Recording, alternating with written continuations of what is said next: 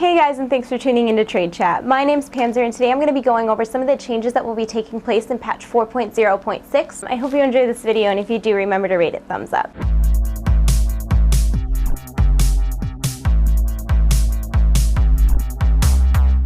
So let's start out this video with some of the changes that will be taking place for PvP with the new patch. Most notably for me is that Bloodlust and Bloodlust type abilities will no longer be usable in arenas. And I do understand this change because those are super overpowered abilities in a situation like that. But why now, Blizzard? Strands of the Ancients should be a lot more balanced after this patch in that they made the mounted cannons do drastically more damage. That should really help counter the speed buff that Demolishers were given in the last patch. With the new patch, the status of Tolbarad will be visible from anywhere just by zooming in on Tolbarad on your map, which is pretty cool. Moving on though, let's talk about some of the racial changes that are going to be taking place in patch 4.0.6. Draenei's Gift of the Naaru now heal for 20% of their health over 15 seconds rather than a scaling like heal.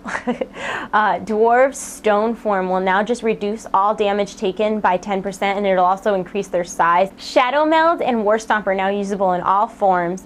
And Worgen's Dark Flight, the cooldown is reduced and it's also now stackable with other movement increasing abilities except for Sprint or Dash. I'm not going over every single change made to each class because a lot of them were changed from this number to this number, and I don't want the video to be boring and I don't want it to drag on forever. So I just went over some of the most notable ones. All of this information is available in the description below. Blood Death Knights are going to see a nice buff in this patch with many of their abilities doing more damage than previously. Howling Blast for your Frost DKs did get nerfed, which isn't surprising because right now DKs are insane in AoE damage. For Unholy DKs, the Mastery system was completely rebuilt. They now have Mastery, which is called Dreadblade, which increases shadow damage by 2.5% per Mastery. Now with this patch, there's a lot of changes taking place to Druids. I think the most standout change to me for Druids was that shifting will no longer break rooting and snaring effects unless you're a Resto Druid and that is part of your specialization. In this patch, they're also adding in the new Worgen and Troll flight forms for Druids. Overall, balanced Druids are seeing a pretty significant buff while Feral Druids are being nerfed. Resto Druids, on the other hand, are just kind of being balanced out, which is good because the way Resto Druids is right now is pretty decent, and they're just fixing some of the mechanics that aren't really working.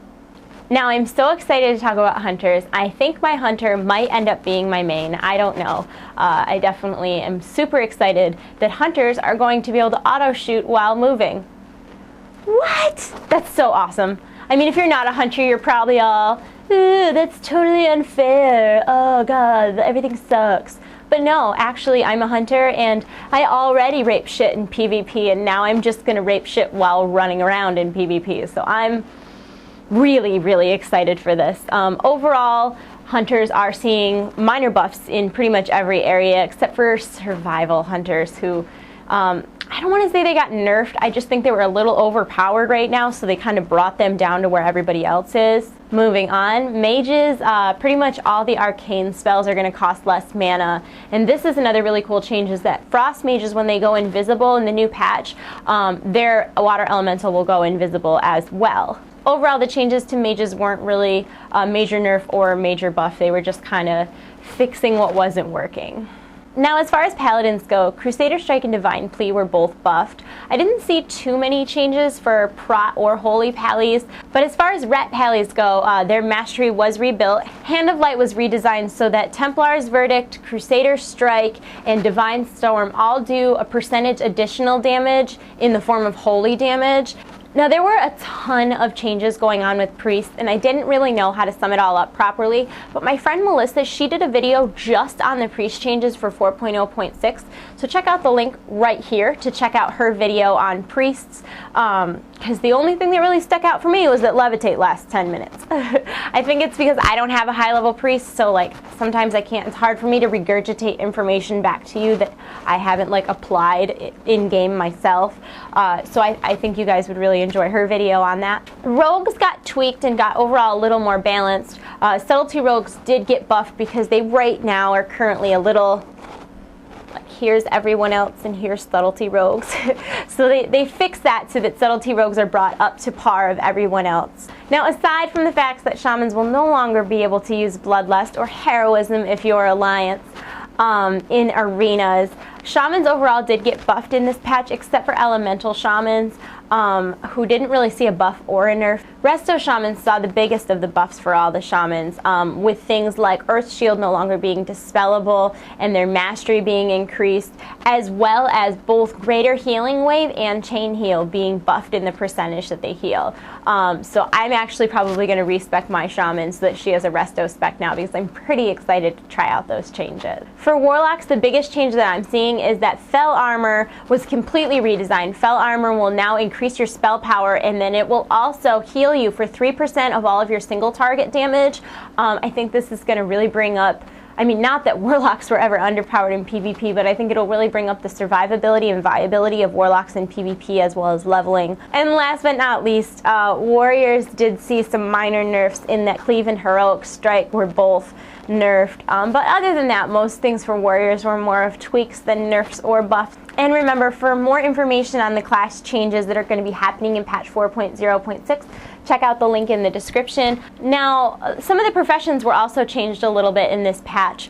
New alchemist stones were added for agility, strength, and intellect. A really cool change happening for archaeology is that the sell value of all common artifacts is at least double, which is a little more incentive to level that secondary profession. In this patch, there's been new meta gems added. With the new patch, a lot of casters are going to be disappointed to hear that the 100 intellect to offhand enchant has been nerfed down to 40. In this patch, there's been 3 new bracer enchants added, 50 intellect, 50 agility, or 50 strength. I guess that concludes my summary of the changes taking place in patch 4.0.6, but I do have a question for you. Today's answer, Panzer, is if you could implement any one change in World of Warcraft in the next patch, what would it be and why? If I personally could implement any change, it would be gender differences in Druid forms. I would love it if I had a lioness instead of a lion with a full mane, or maybe like a bear that was a little smaller. And at BlizzCon it was actually mentioned a moonkin with boobs. I don't know if I would want my moonkin to have boobs, but maybe a little not so. That would be the one thing I would implement into the game, would be gender differences in animal form. What would your one thing be? While you're thinking about that, check out today's screenshot of the day.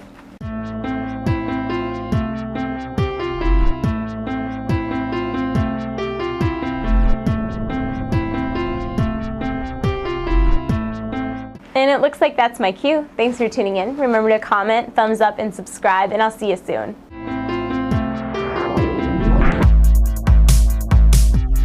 In the new patch, many casters are going to be a little bit sad to know that the enchant